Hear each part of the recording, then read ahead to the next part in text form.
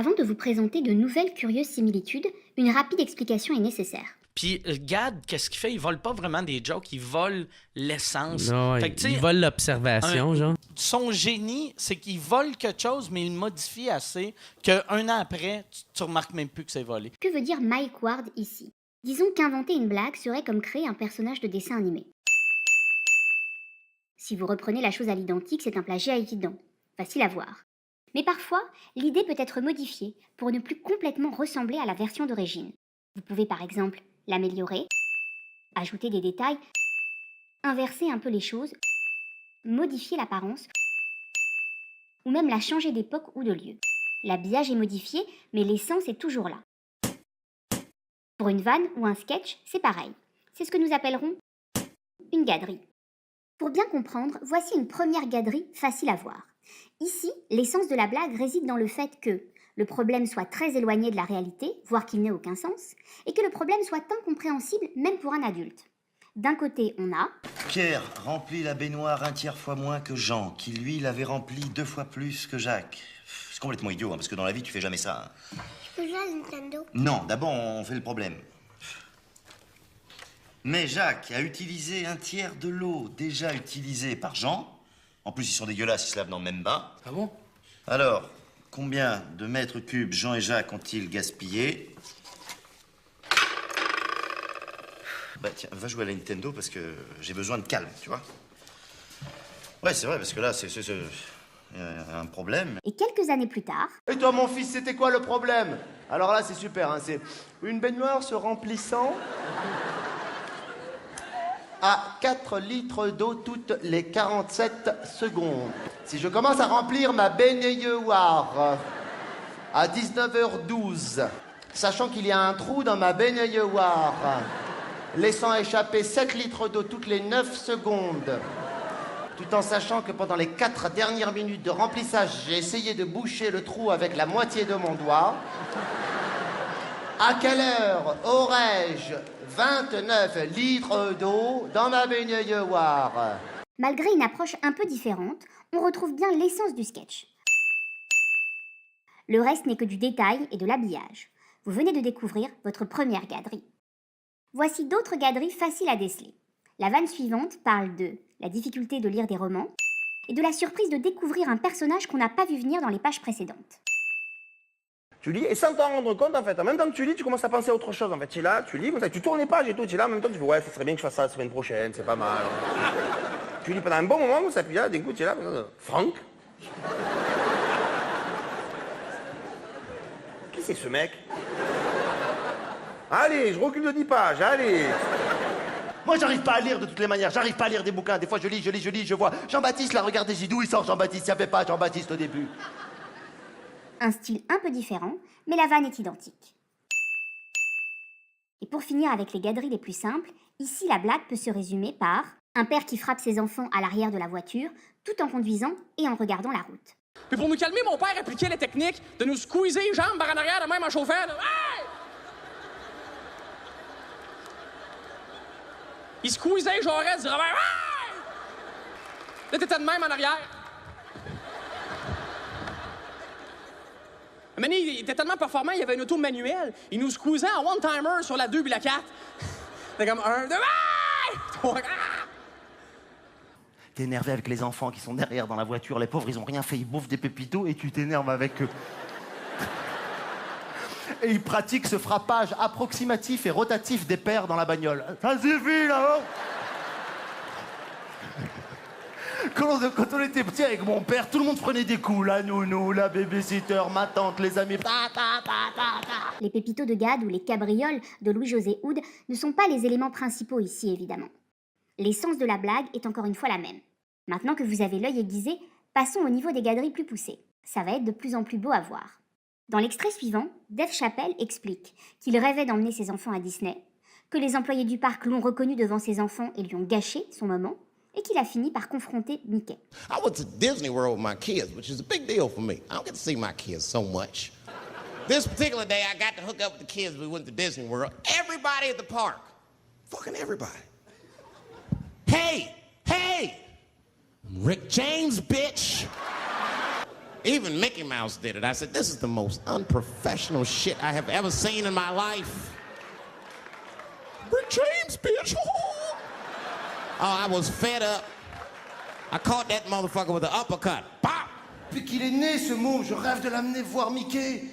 J'étais fier. On voit Mickey arriver comme ça, petit à petit, devant nous. Quelle émotion.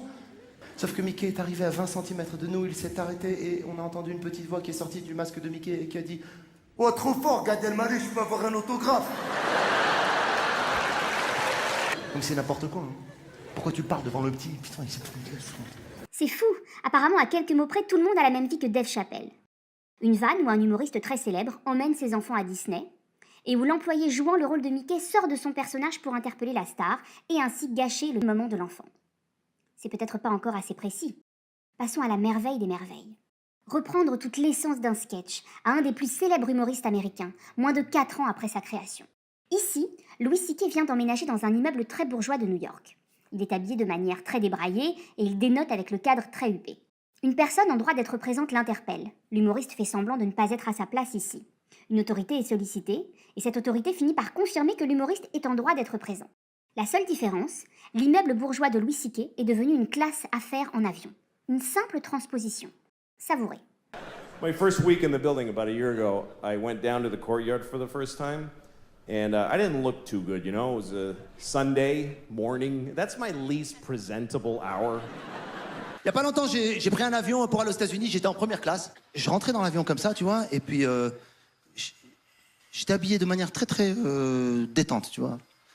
Survêtements, basket, casquette. And then there's this guy looking at me. He's looking at me like, I could tell he was thinking I don't live in the building.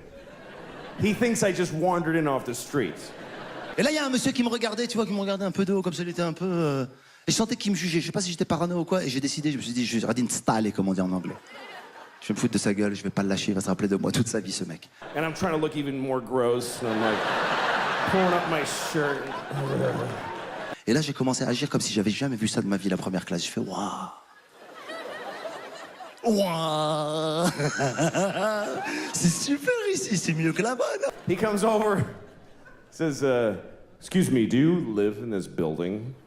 And I said, no. Et là, je lui ai montré mon siège, celui que j'avais payé. J'avais le carton d'embarquement. Je lui ai dit, je peux m'asseoir là ou... Il m'a dit, ben non, si vous êtes pas en première classe, c'est pas possible. Je ne dis rien, que ça en a à foutre, t'en arrête. He's, no, and he goes over to the doorman, and I see him talking about me to the doorman like this. And then I see the doorman going, oh no, that guy lives here. That's okay. Il a appelé l'hôtesse. Il lui a dit, je pense que ce monsieur ne voyage pas en première classe. Elle lui a dit, c'est bon, il voyage en première classe. Fascinant, non? Même situation, même structure, mêmes enchaînements, même personnage, c'est la gaderie parfaite. Poursuivons. Dans ce sketch, le Québécois Martin Petit parle des poissons qui, pêchés puis relâchés, doivent vivre une expérience assez incroyable. Il se met dans la peau du poisson qui raconte l'expérience aux autres poissons, avec pour preuve la blessure qu'il a à la bouche à cause de l'hameçon. Qui ici croit qu'à quelque part, il y a des extraterrestres? Bon. Non, mais c'est ça, il y a du monde qui y croit pas. Mais moi, ça me fait penser à, tu sais, quand tu vas à la pêche, là, tu vas, tu pêches, tu pognes un petit poisson. Tu sais, c'est un peu la même affaire parce que, tu sais, qu'est-ce que tu fais? En général, tu t'enlèves l'hameçon, tu le rejettes à l'eau. Bon. Mais lui, là, quand il retourne dans le lac, qu'est-ce que tu penses qu'il dit aux autres poissons, lui? Hein? La même affaire! Lui, il retourne dans le lac, il fait comme, hey man, faites kidnapper par un extraterrestre. Je te jure, je me promenais un matin, poisson relax. Là, il y a un rayon de métal qui me pogne la gueule. Là, ça m'amène dans un vaisseau d'aluminium qui flotte sur l'eau, qui est d'une technologie que je ne comprends pas, OK? Et là, à l'intérieur, il y a 2 extraterrestres avec 2 chemises carottées puis une bouteille brune, puis...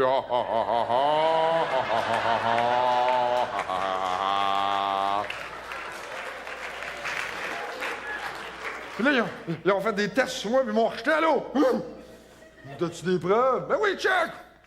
Martin Petit intégrait ce passage à son sketch qui parlait d'enlèvement par les extraterrestres. Mais cela n'est pas indispensable au sketch. En tout cas, ça fonctionne aussi sans cet élément, apparemment. Ce que je veux dire par là, les amis, c'est que le poisson qui s'est fait pêcher puis relâché, c'est à lui que revient la responsabilité d'aller voir les autres poissons et de les avertir et de leur dire, les gars, ils m'ont défoncé la gueule. Non, j'étais en train de nager, tranquille. J'ai vu un verre de fou furieux, j'avais faim, j'ai rien mangé de la journée, putain. C'est quoi, j'ai mordu dedans? Mon frère, je suis monté à une de ces vitesses. J'ai rien compris. Je montais, les autres, ils me regardaient. Qu'est-ce que tu fais là? Je suis sorti de l'eau. Moi, je suis jamais sorti de l'eau, truc de malade. Je suis sorti de l'eau, je commençais à voler, j'étais attaché à un fil, je comprenais rien. Comment ça me faisait mal, j'avais l'impression qu'ils allaient m'arracher la bouche. J'ai atterri sur un bateau, des nanas en string, le champagne, la musique, vas-y. Dans cette gaderie, les deux humoristes font une prestation pour une œuvre caritative. Elon Gold parle des complications qu'il y aurait à avoir un sapin dans la culture juive. Quelques détails diffèrent, mais tout est là au final. Les termes hébraïques seront traduits au mieux ici pour rendre le sketch le plus accessible au plus grand nombre. But here's the main reason why I'm so happy that Christmas trees aren't part of our traditions and our holidays. If it were, there would be 1,000 rules and regulations regarding the tree. And it would just be chapters and chapters of rabbis arguing about how you shecht the tree, where to shecht it, when to shecht it, if it has a blemish, can you even shecht it at all? What kind of tree must it be? Well, it cannot bear fruit because that would be destroying future food. Si les Juifs en avaient le sapin, il y aurait une halakha de fou autour du sapin. La shechita du sapin. Comment tu coupes le sapin? Parce que c'est Etz ou Adama. Il pousse de la terre, on dans un arbre. Le sapin, c'est Shalom. And when decorating the tree, and this is crucial, you must string the lights right to left, but light them left to right. Tu t'imagines si les Juifs en avaient le sapin, la guirlande, il y aurait un sens, le téphiline du sapin, ça te reviendrait le plus. And if, God forbid, if one of the bulbs is out, the whole string's no good. Les vrais datim marocains qui te diraient, tu es dans une guirlande, si une boule elle est cassée. Si une boule elle est cassée, la guirlande elle vaut plus rien du tout. And once the tree is lit, you cannot derive any benefit from the light of the tree. Don't derive any benefit from the smell either. And chas v'shalom, should a stem break off, the whole tree is garbage. But you can't just throw it out. You got to chop it down, save it for next year's chach on Sukkot. Le rabbin nous aurait fait tout un truc en disant, j'ai entendu, chas v'shalom, dans notre communauté, qu'il y a des gens, ils ont utilisé le sapin pour faire la soukha. Enfin, un petit bonus pour la route. N'ayant à ce jour trouvé aucun plagiat en ce qui concerne Kev Adams, ni même reçu aucune information viable à ce sujet, on peut s'interroger sur la provenance de cette vanne dans le show que Kev Adams a joué et écrit avec Gad Elmaleh. Everybody says that Mark Zuckerberg is a genius, but I don't think so. I heard that he bought Instagram for $1 billion. That's very stupid because everybody knows that it's free on the App Store. J'ai lu un truc il n'y a pas longtemps, un truc de fou. Il paraît que Mark Zuckerberg, le patron de Facebook, il a acheté Instagram pour $1 milliard. Ouais, je sais, ouais, j'ai lu. Ah, mais il est complètement con. Moi, je l'ai eu gratuit sur l'Apple Store. Ouais. C'est un maître du vol, tu sais. Ouais. Et avec ça, ben, ça va se propager pas mal plus. Il y a les fans à Gad qui vont faire « Ah, mais Gad, la façon il fait, c'est plus drôle. »